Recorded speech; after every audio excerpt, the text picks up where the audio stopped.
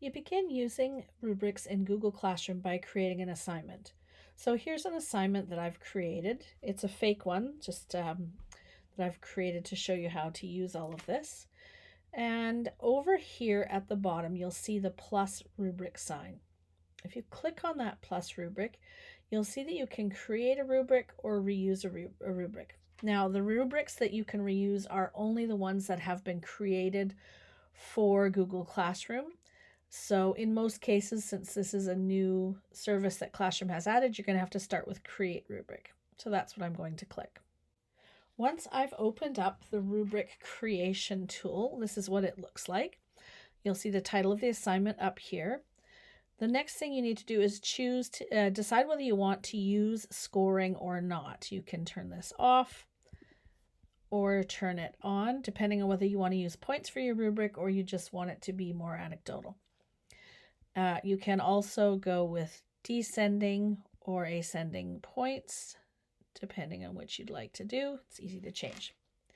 Now, what I'm going to do for this particular rubric is take one I've already created and just copy and paste.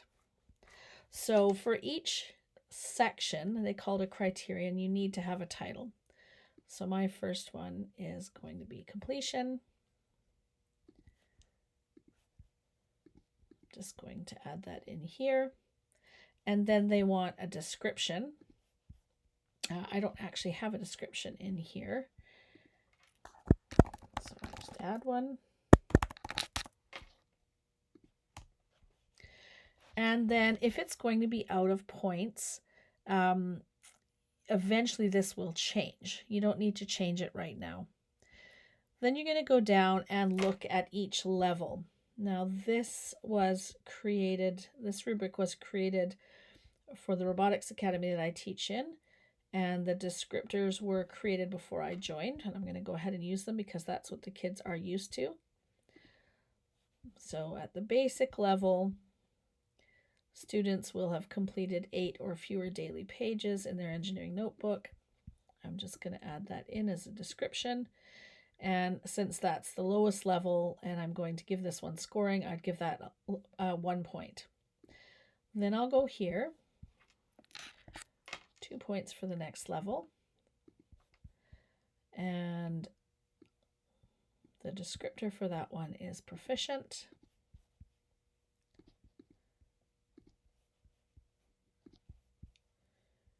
And 9 to 13 daily pages completed. And you continue on that way. So you'll see now then that I've finished the first criterion, which was completion, and I've given 4 levels from basic to expert, and each level has a certain number of points associated with it. You can go, by the way, as far as you want across this way and add as many levels as you like, and you can have as few as just 1. So next I'm going to click here and add the next criterion, which is written content. So again, I'm just going to put that title in here and description.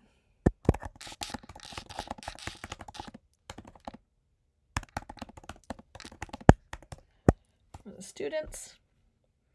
And then as before, the lowest level will start with 1 point, and I can come in here and take the descriptors I have.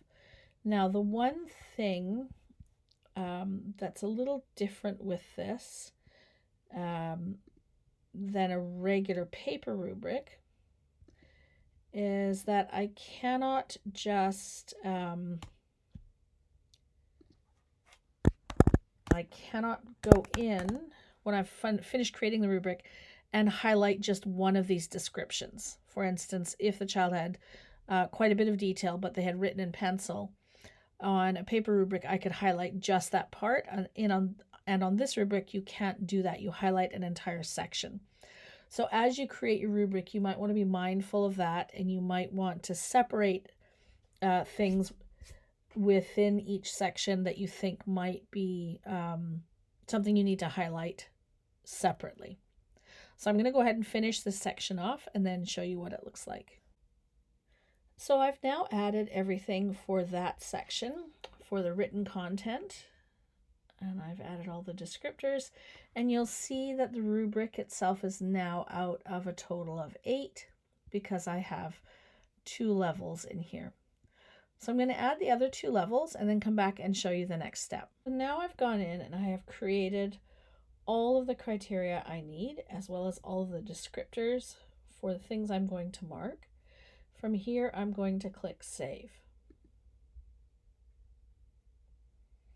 This then adds the rubric here. You'll see the rubric's out of 16 points. What I should do is change this to 16, but in fact my students are actually just getting 1 point for handing this in and helping me out. So they're not actually going to get 16 points. Students can, when you send them the assignment, can also see the rubric. So I would advise, when possible, making the rubric, having the rubric ready to go when you give the assignment out so that students can see how it is that they're going to be assessed, rather than adding it after you've already given them the assignment. So once I've put the rubric in, if I've got anything else I need to add, I put all of that in and then I click Save. And that will now put the rubric in with the assignment. And I can see the rubric there, and the students can view it as well. So once you've created the rubrics, you're going to want to use the rubric to actually assess student work. So open up a student's assignment. You can still use the comment button here, but if you click just above this where it says grading, you'll see the rubric.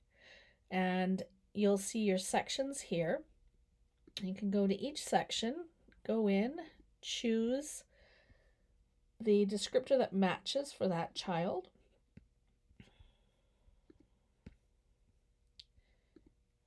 And obviously here these are all fake and don't actually match this assignment. This is just doing it to show you what it looks like. And then I can add any private comments I want here.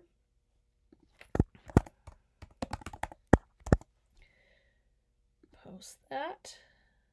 And then at the top, I'll see that there's a mark, 10 out of 16. I would transpose that mark up to here and then return to the student. And the student will be notified of what's happened, and they'll be able to open the rubric up as well. Once you've used a rubric once, it gets saved so that you can access it again through Google Classroom. So to do that, I would click Create Assignment. You have to give the assignment a name and a description, and then you'll see over here that rubric lights up. I can click on this, I can create a new one, or I can reuse an existing rubric that I've already created for Google Classroom. Again, I couldn't use a rubric I hadn't created for Google Classroom for this, but once I've got them created for Google Classroom, they will show up here and I can go ahead and select that rubric to use again. I hope you have enjoyed this tutorial on using Google Classroom's new tool, Rubrics.